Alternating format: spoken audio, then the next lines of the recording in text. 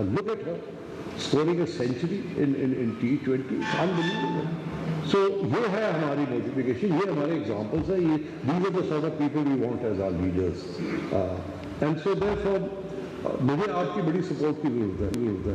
میں ابھی یہاں بیٹھا ہوا تھا تو ابھی عالمگیر صاحب آئے, انہوں نے مجھے بتایا کہ اسکول کرکٹ کے بارے میں انہوں نے بتایا.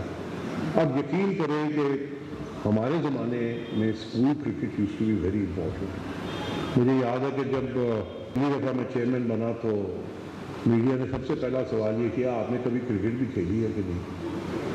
تو میں نے سوچا میں اس کا کیا جواب دوں کہ بھائی ہاں, سارا بچپن کرکٹ ہی کھیلتے رہے, مگر پھر جب کالج میں پہنچے تو کرکٹ چھوڑ کے پڑھائی شروع کر دی, اور وہ دن اور آج کا دن ہے کرکٹ دیکھتے ضرور ہیں مگر کھیلتے نہیں ہیں, اور مگر ساری بچپن ہمارا گزرا کرکٹ کھیلتے ہوئے.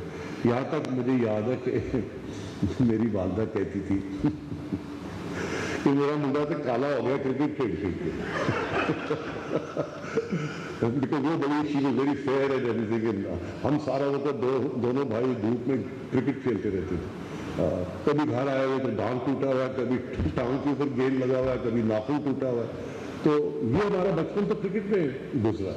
وہ زمانہ بھی ہے, آپ میں سے کم ہی لوگ ہوں گے جنہوں نے بال بال بال رننگ کامنٹری آن ریڈیو سنی ہوگی, افتخار کی یا ماخذ صاحب کی اور ونود کی, and so on and so forth. I am one of those children of partition جو کہ who grew up in the 50s listening to radio commentary. اور یہاں تک کہ ساری کرکٹ کی جو نالج تھی وہ ساری ریڈیو سے ہم نے سیکھی.